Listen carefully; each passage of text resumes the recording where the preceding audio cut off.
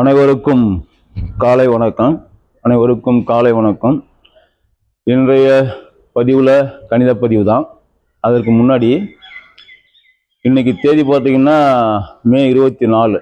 இன்னைக்கு தான் நம்ம டிஎன்பிஎஸ்சி குரூப் 4க்கு ஆன்லைனில் அப்ளை பண்ணுறதுடைய கடைசி நாள். ஞாபகம் வச்சிங்க. அப்ளை பண்ணாதவங்களாம் இன்னைக்கு நைட்டுக்குள்ளே பண்ணிவிடுங்க. இன்றைக்கி தான் மே 24 தான் டிஎன்பிஎஸ்சி குரூப் 4 ஆன்லைன் அப்ளை பண்ணுறதுக்கு கடைசி தேதி. இன்னையோட முடியுது, அது ஞாபகம் வச்சுக்கோங்க. அடுத்தது எக்ஸாமும் நெருங்கிடுச்சு இல்லையா? இன்றைக்கி மே 24, இதில் ஒரு 7 நாள் மேவில், ஜூனில் ஒரு 30 நாள், 37, அதில் ஒரு 11, 48 நாள் தான் இருக்குது. அதை மனசில் வச்சுன்னு படிங்க. எல்லா டாபிக் வைஸ் படிச்சுட்டு வாங்க. அந்த வரிசையில் பார்த்தீங்கன்னா இன்றைக்கு பாருங்கள் 2022 பாருங்கள் 2022 டிஎன்பிஎஸ்சி குரூப் 2 அசல் வினாத்தாள் இது.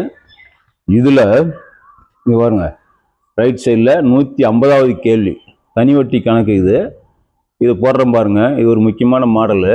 இந்த கணக்கு பாருங்க, இது பாருங்க, இந்த கணக்கு போடுவாங்க. இதில் பாருங்க 2022 டிஎன்பிஎஸ்சி குரூப் 2 150.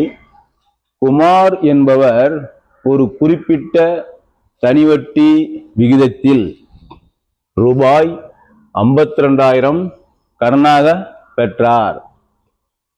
4 ஆண்டுகளுக்கு பிறகு தனது கடனுக்காக ரூபாய், இந்த சிம்பல் ரூபாய், டாலர் சிம்பல், ரூபாய் 79,040 செலுத்தினார் எனில் என்ன வட்டி வீதத்தில் அவர் கடன் பெற்றுள்ளார் கேட்டிருக்காங்க.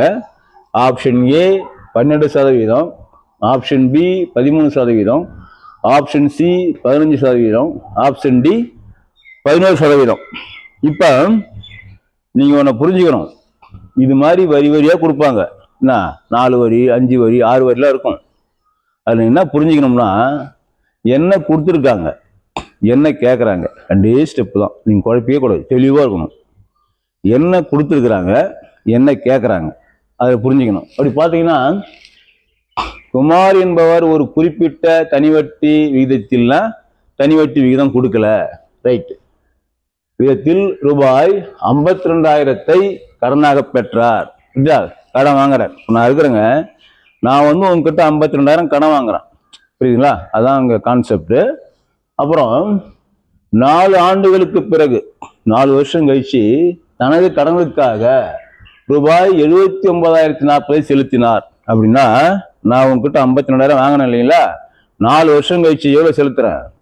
79,040 உங்களுக்கு கடன் அடைக்கிறேன். அப்போ கடனை அடைக்கிறதுனா என்னாவது? மொத்த தொகை. அப்படி புரிஞ்சுக்கணும், புரியுதுங்களா? எனில் என்ன வட்டி விதத்தில் அவர் கடன் பெற்றுள்ளார்னா, அதான் வட்டி விதம் கேட்குறாங்க பாருங்க. என்ன வட்டி விதத்தில், இதான் கான்செப்ட். கொடுக்கறது அது, கேட்கறது வட்டி வீதம். இந்த கணக்கு போடுவோம். இல்லை என்ன புரிஞ்சுது பார்த்தீங்களா? 52,000 உங்ககிட்ட நான் கடன் வாங்குறேன். 4 வருஷம் கழிச்சு 79,040 உங்ககிட்ட கொடுக்குறேன்னா, நான் கொடுத்தது எவ்வளோ? மொத்த தொகை. வட்டிக்கு வாங்க அவங்ககிட்ட திரும்ப கடன் அடைக்கும் போது அந்த 79,040 மொத்த தொகை.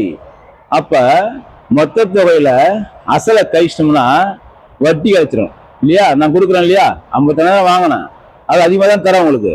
52,000 வாங்கிட்டு அதோட அதிகமாக உங்களுக்கு கொடுக்குறேன்றதுனால வட்டி போட்டு தரேன், அதான் கணக்கு. அப்ப 79,040 மொத்த தொகை. பாருங்க, 79,040 மொத்த தொகை நான் உங்களுக்கு செலுத்துறேன். இதுல நான் கடன் வாங்கின 52,000 கழிச்சிடுங்க.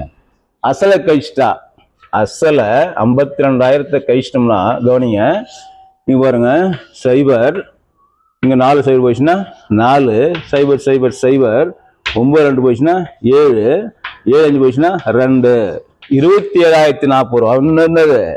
வட்டி, தனி வட்டி. இங்க பாருங்க, 27,040 வட்டி. இப்படிதான் கேட்பாங்க. உங்களை வட்டி தனியா கொடுக்க மாட்டாங்க, இப்படி கொடுத்து கேட்பாங்க.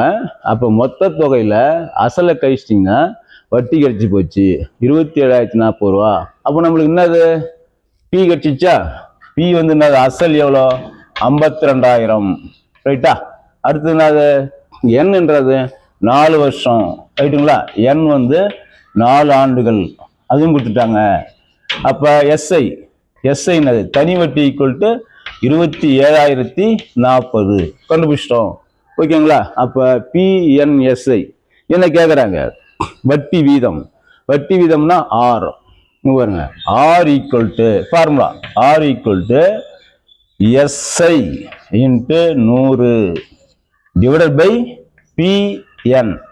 இது பாருங்க, நான் கடந்த பதிவில் போட்டிருப்பேன். SI equal to PNR by 100.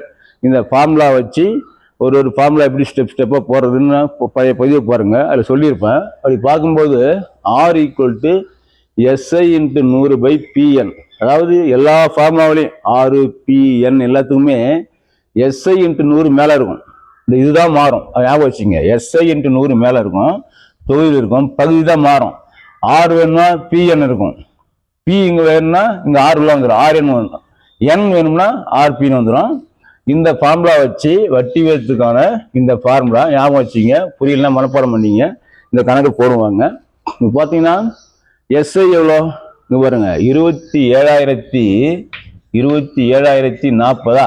இங்கே பாருங்க, எஸ்ஐக்கு பதில் 27,040 போட்டேன்.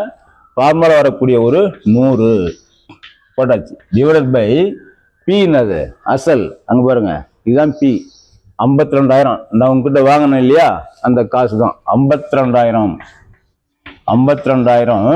இன்ட்டு என் எவ்வளோ காலம் இங்கே பாருங்க 4. அவ்வளோதாங்க. இங்கே தாங்க விஷயமே இருக்குது. இது வெளியே ஸ்டெப் எடுத்து எழுதிட்டீங்க. இங்கே சுருக்கிறது தான் டைம் சேவ் பண்ணணும். நீங்கள் மாட்டுன்னு பெருக்கி நீங்கள் மாட்டு உங்களுக்கு வகுத்து கூடாது. நம்மளுக்கு இங்கே தான் நம்ம என்னது 3 hours, 1 hourக்கு 60 minutes, அப்போ 180 minutes. கொடுக்கப்பட்ட கொஷின்ஸ் 200 கொஷின்ஸ், 180 நிமிஷத்தில் 200 கேள்விக்கு விடையளிக்கணும். போட்டு பாருங்க. நீங்கள் ஒன்றா ஒரு கொஷினுக்கு 42 செகண்ட் தான் வரும். ஒரு நிமிஷத்துக்கு 8 செகண்டே குறைவு. அந்த ஷார்ட் பீரியடில் நீங்கள் வந்து அந்த 3 hours முடிக்கணும். சரிங்களா. முதல்ல ஆன்சர் கண்டுபிடிக்கணும், யோசி கொஷின் பேப்பரில் ஆன்சரை கண்டுபிடிச்சிட்டு அப்புறம் 200 கேள்வியும் OMR ஷேர் பண்ணணும். இதுதான் ஒரு சவாலான விஷயம். பெரும்பாலான வெற்றியாளர்கள் போட்டியாளர்கள் வெற்றி வாய்ப்பு இழக்கிறது இங்கே தான். அதனால இப்போ இந்த இது பாருங்க, நான் எப்படி சுருக்கிறேன் பாருங்க. இதே மாதிரி ஃபாலோ பண்ணீங்க. வாய்ப்பாடு தெரிஞ்சவங்க கொஞ்சம் பெரிய வாய்ப்பாடில் போடலாம், பெரிய வாய்ப்பாடு தெரியாதவங்க இனிஷியல் ஸ்டேஜில் 2 வாய்ப்பாடு 3 வாய்ப்பாடு இதை பயன்படுத்தி போடுங்க. இங்கே பாருங்க, முதல்ல சைபர் இங்கே பாருங்க, இது அடிக்க கூடாது. 1 0, 2 0, 3 0. ஓகே, அதுதான் இங்கே 1 2 3 இப்படி கேன்சல் பண்ணிக்கணும். சைபரை பூரா சுருக்கணும். எந்த அளவுக்கு எந்த சிம்பிளிஃபிகேஷன், இது பேர் தெரியுமா, சிம்பிளிஃபிகேஷன். சுருக்கினே வரணும். நீங்க பெருக்கி பல்க்ல பண்ண கூடாது. இங்க பாருங்க, அடுத்து என்ன பாருங்க, இந்த சின்ன நம்பர் இது அடிங்க. 4 இருக்கு இல்லையா, இது தொகுதி, இது பகுதி. இங்க 1 நாங்க முடிஞ்சு போச்சு. இந்த பாருங்க 2 அடங்காது, 7 சேருங்க 27. அப்படின்னா வரும் 4 16, 5 20, 6 24, 7 27. அப்ப 6 இங்க பாருங்க 6 24. இந்த 27ல 6 4 இருக்குது. அப்ப 6 24, மீதி எவ்வளவு இருக்குது 3 போட்டீங்கன்னா 30. அதில் 30 24 இருக்குது. 6 7 28, 7 28 ரைட்டுங்களா. 7 28. இதுல 30ல போயின்னா 2 இருக்குது. இப்போ என்ன 24. அப்ப 5 20, 6 24 ரைட்டுங்களா. 676 அடிச்சிட்டோம். இது ஃபுல்லா அடிச்சுட்டா இங்க 1 4, இங்க 676 4 2007 இப்படி ஸ்டெப்பா அடிக்க கற்றுக்கணும். அடுத்து வைப்பாங்க இருக்கிறது இங்க 52, இங்க 676.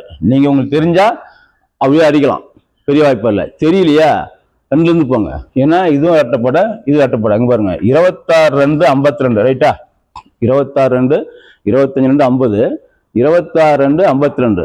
அதே 2 அடிக்கணும் பாருங்க. அங்க பாருங்க, இங்க போறோம் பாருங்க 3 2 6 ரைட்டா. 3 2 6 சரியா போச்சு. இங்க என்ன 7 இருக்குது. அப்ப இங்க 3 2 6, 7 மீதி 1 இருக்குது 16, 8 2 16 ரைட்டுங்களா. அடிச்சோம்னா 330. இப்படியே அடிச்சுக்கணும். இங்கேதான் முடிச்சு, தனியா எடுத்து எழுதிக்கணும், பெருக்கணும் பண்ணக்கூடாது. 338. அடுத்து பாருங்க, திரும்ப 2 அடிக்கணும் பாருங்க. இங்க பாருங்க 13 2 26 2ஆம் வாய்ப்பாடு. 13 2 26. இங்க அடிச்சோம்னா இங்க பாருங்க 1 2 2 3ல மீதி 1 இருக்குதா 13. 6 2 12 மீதி 1 இருக்குதா. இங்க போட்டா 18. 9 2 18. ஓகே சரியா போச்சு. இப்ப பாருங்க 13 தெரியும், மேக்சிமம் தெரிஞ்சதுலாம் 13 ஸ்கொயர் தெரியும் உங்களுக்கு. இங்கே பாருங்க, ஒரு 13 13 13 13 139 169. ஓகேவா? அவ்வளோதான். கடைசி என்ன வந்தது? இது சுருக்கணும்னா 13. இவ்வளோ பெரிய நம்பரை ஒரே இடத்துல சுருக்கணுன்ற பாருங்க. இதுதான் கற்றுக்கணும். இங்கதான் விஷயமே இருக்குது. இது மாதிரி வாய்ப்பாடு தரவா படிச்சுக்கணும். இது மாதிரி சுருக்கி பெருக்கி எடுத்து இதெல்லாம் பண்ணக்கூடாது. ஒரே ஸ்டெப்ல 13. அப்ப என்ன அது விடை? 13 தான் சதவீதம். இங்க பாருங்க, ஆப்ஷன் பி தான் ஆன்சர். அப்ப அவர் வாங்கின வட்டி வீதம் எவ்வளோன்னா 13%. இது என்ன கஷ்டம் உங்களுக்கு? இப்போ நான் ஏதாவது ஸ்டக் ஆச்சா? பேசும்போது ஸ்டக் ஆகிருக்கும். அதனால இந்த கணக்கெல்லாம் நீங்கள் வந்து இப்படிலாம் போடணும், தெரிஞ்சு வச்சுக்கணும். போடும்போது விரைவாக போடணும், சுருக்கத்தை தெரிஞ்சுக்கணும். இதை பாருங்க, இது ஒரு முக்கியமான கணக்கு. தனி வட்டி விதத்தில் குரூப் 2 தான். குரூப் 2 கேட்பாங்க. சொன்ன மாதிரி குரூப் 4ம் குரூப் 2க்கும் 10th ஸ்டாண்டர்ட் தான். இந்த பதிவெல்லாம் பாருங்க. இந்த சேனலை சப்ஸ்கிரைப் பண்ணுங்க, நண்பர்களுக்கு ஷேர் பண்ணுங்க. அடுத்த ஒரு பதிவில், நாளைக்கு ஒரு பதிவில் சந்திப்போம். நன்றி.